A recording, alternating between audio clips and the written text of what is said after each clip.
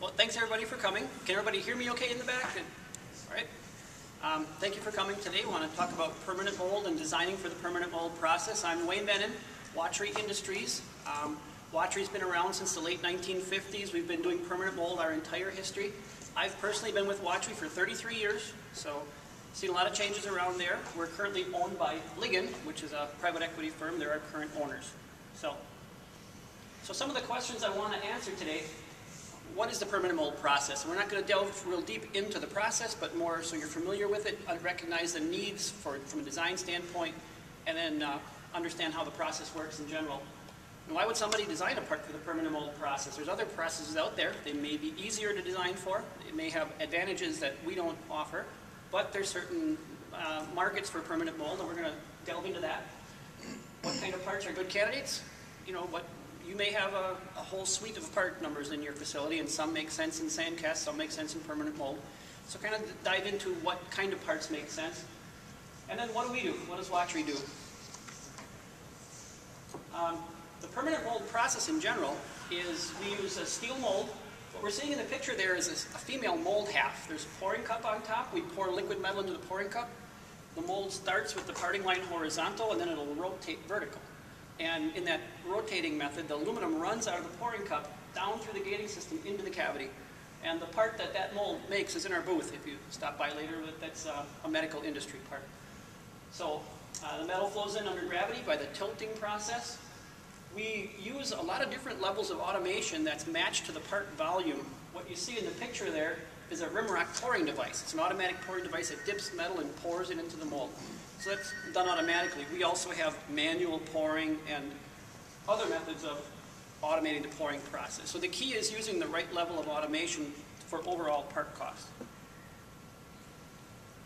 An exploded view of a mold, the top mold half would be what we call the male mold half. The casting with the gating is shown in the middle. The exploded view shows that there's a sand core here that gets placed right there. That's an expendable core that we set in the mold, pour aluminum around, and then shake out. In this particular case, there's cast-in bushings right here. Those are steel bushings that are placed in the mold. Aluminum runs around them. And this mold also has sliding cores that come together to produce a feature that doesn't draw out in the mold. So it's much like this part I have here, where there's features that wouldn't draw in a typical mold opening. So we have sliding cores, and they're powered by hydraulics. That's the hydraulic cylinder there in the blue. So that's a typical mold. Maybe it's got a little bit more going on than the average mold, in the fact that it has steel cores, steel inserts, and a sand core. Talking about the economics of permanent mold. Very often it depends on the yearly volume. Some parts can work equally well in sand cast, permanent mold, or die cast. And it all depends on the cost of the tooling and the cost of the part. And I've got a little case history coming up with some dollar signs attached to it that'll maybe explain where the volume starts to make sense. So it's a combination of part cost and tool cost. Permanent mold often competes with other casting processes. So in general, permanent mold is in the middle, with sand casting, where there's a wood pattern or a plastic pattern using a sand mold. They typically have the lowest tooling cost, but the highest part cost. Die casting, on the other hand, would have the highest tooling cost, but the lowest part cost, for everything else being equal. Now, there may be compelling reasons why a part can't be made in one process or another. We'll get into some of that later. But if the part could be made in any process, we're in the middle cost-wise, tooling and part price. Investment cast is another option, the lost wax process. Low tooling, high part price, can do a lot of different alloys and very intricate shapes. And then there's a few specialty processes. You don't see a lot of those out there on the floor. Semi-solid, fixo, and squeeze cast. Those are for very unique applications, I would say. An example of a part, and it's the part that's shown in the picture there, which we prototyped for a customer. Just to give an illustration, there is patterns and castings with a little sand cast foundry. Green sand molding, floor molding, nothing very high tech. And the pattern cost of that part was $4,720, and you can see the part cost was $220. A higher volume, more automated sand foundry, Bramer manufacturing, pattern cost was $12,000, but the part cost was almost half, or a little bit less than half. But in permanent mold, the tooling cost was now almost $53,000, but our part cost was under $60. So that kind of gives you an idea. Now, in that particular case, it could not be die cast, so I couldn't give a die cast analogy because it has a sand core in that bent tube area. You can't do sand cores in die casting. They don't stand up to the pressures and the velocities of liquid metal. So that just kind of illustrates the point on sand versus permanent mold. So what's the best deal? The payback on the Bramer would be 913 pieces based on 1 year. That is comparing Watry and Bramer's cost. Between Watry and Duras was 298 pieces. So just looking at it as a simple ROI. There may be design-dependent reasons for specifying permanent mold. High strength, and that's again where there may be some important aspect of the part's application that means it can't be sand cast or can't be die cast. High strength and high integrity. By high integrity, I mean that it's got uniform properties throughout the entire section of the part. With die casting, because we inject under pressure, the air in the cavity doesn't have enough time to exit, and it gets entrained. You get entrained air inside the aluminum. With permanent mold, we'll fill the mold slowly and tranquilly and get the air out of the cavity ahead of the aluminum, which means we get uniform properties throughout the whole part. And they respond very well to heat treat. You can't heat treat die castings because the air will actually burst. It'll blister the casting. Sand casting is heat treatable, has good strength, not as high as permanent mold. With the sand casting process, the aluminum chills slower. So they get larger grain growth, which means lower strength. About 10% lower mechanical strength for the same alloy, same heat treat in sand compared to permanent mold. And pressure tight requirements. Permanent mold is very good at holding parts pressure tight. That part that's shown up there runs up to 4,000 psi. In testing, it operates at 2,500 psi. So basically there's hydraulic cylinders right in the casting and a hydraulic pump, and all the fluid passageways are drilled inside the casting. With permanent mold, we can cast more smaller features than sand casting. Thinner walls, more intricate, less machine stock, weight reductions, therefore cost reductions. And then using sand cores to produce internal passageways. Oftentimes a decision for permanent mold could be based on mechanical strength. That's often the case where they can't get high enough strength in sand or die cast and they'll come to permanent mold. So some of the typical alloys we pour, 319, 356, 357, there's a whole range of different alloys and therefore a range of costs. 319 alloys would be the lowest cost, and 836 and N37 would actually be the highest cost. Some of the mechanical properties I think are listed down there. 37,000 ultimate, 26,000 yield, 5% elongation. And then there's others that are filling in gaps in between there and 319, 319 being the lowest cost. One thing about alloys is the 300 series aluminums are all aluminum silicon alloys with around 7.5% silicon, and that's critical for the fluidity. There's other alloys like wrought alloys, 60, 61, 50, 52. Those are not castable. They have very good properties, but you really can't melt them and pour them into a mold. For lack of fluidity, typically is the main problem. So most common castings are in the 300 series, but there are specialty alloys too. We pour some 443, some 535. So if you have an application for an odd alloy that's not on the list, it doesn't mean we can't do it. We'd have to look at it, consider the design, consider the volume, and see if it's economically feasible. Casting tolerances. There's a very well-published standard out there, the Aluminum Association Standards for Permanent Mold. Now the book that you buy from AA, which you can find it at www.aluminum.org, is actually sand and permanent mold, both in the same book. And our tolerances are tighter than sand cast, but not as tight as die cast. So again, we're in the middle between those processes. To sum it up briefly, and the book goes in way more depth than I'm going to here today, but basic tolerance is about plus or minus 15 thousandths of an inch for features up to an inch. And then you start to gain 2 thou per inch as parts get bigger. And there's a parting line addition, so they're additive. If it's across one parting line, 10. If it's across 2 parting lines, say a sliding core would add another parting line, then it's plus 20 thou in addition to the basic. And there's a lot of good stuff published in that AA handbook, and that's kind of our Bible for tolerances. It also deals with chemistry of alloys, heat treat of alloys, mechanical properties. GD&T tolerancing is in there. I'm talking here with plus or minus, bilateral tolerances, but There's a whole section on GD&T tolerancing in there too, which can be very useful for certain parts. Some of the design considerations, size is one. We do make small parts that fit in the palm of your hand.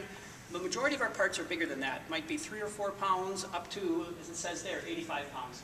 We cast a full-size basketball backboard for 2 different customers, so that kind of gives you the size of the big end, but they're not as heavy as the 85-pound part. The 85-pound part's just got much heavier wall sections. Minimum wall, around 3.5 to 4 millimeter. It's actually alloy dependent, and I would say it's also part design dependent. If it's very big, getting 3.5 millimeters in the middle is going to be hard. If it's small, 3.5 is doable. And there can be localized areas where it'll be down to maybe 2 millimeters, 2.5, but in localized areas. The aluminum just doesn't stay liquid long enough to fill out if it's thinner than that. Draft angles, and I've mentioned that permanent molds in the middle, tooling price and tolerances and all that. When it comes to draft, we need more than all the other processes.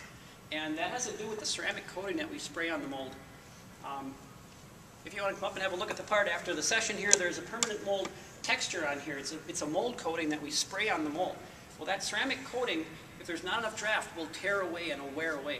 So we need like 3 degrees minimum, and we really prefer 5 degrees. That way the mold coating lasts stable over the long haul. So from a design standpoint, if I'm designing a part, that's a problem, putting draft angles on there. It's a lot easier to design square boxes than tapered walls, right? And machining datums is another area where if we're machining the part, we like to have draft on a datum because it's repeatable and reliable. But machine shops would rather have it be square and not have the difference of the draft angle affecting their CMM check or their location. So draft is a good thing, but it's hard to convince people of that sometimes. Fillet radii, bigger is better, whether it's an inside corner like a fillet or an outside corner. The outside corners on the parts are the inside corners of the mold. If the inside corners of the mold are sharp, they tend to heat check and crack. It affects mold life. A typical mold should last 40,000 or 50,000 pieces, and it could last a good deal longer than that with proper mold design and proper part design. We try to avoid undercuts. You can't see it real well in the picture, but there's an undercut in the wall over here. There are ways to do it. It can be done, but it adds cost into the process. If it can be designed to release in the mold, that's preferable. But all kinds of parts, like this one, has sliding cores here and sliding cores there. So when they're necessary, we do it. Isolated heavy sections. That's something that's very important if we're going to be looking at holding a part pressure tight. And on this part, I've got some slides of the magma coming up, and you'll see what we did. We did analysis on it. It had heavy sections that were in the middle of the part, and we can't get feed metal into those. So the problem was solved by reducing the mass of the part and sort of hollowing it out. I think that's coming up shortly here. Yep. So, and that is this same casting here.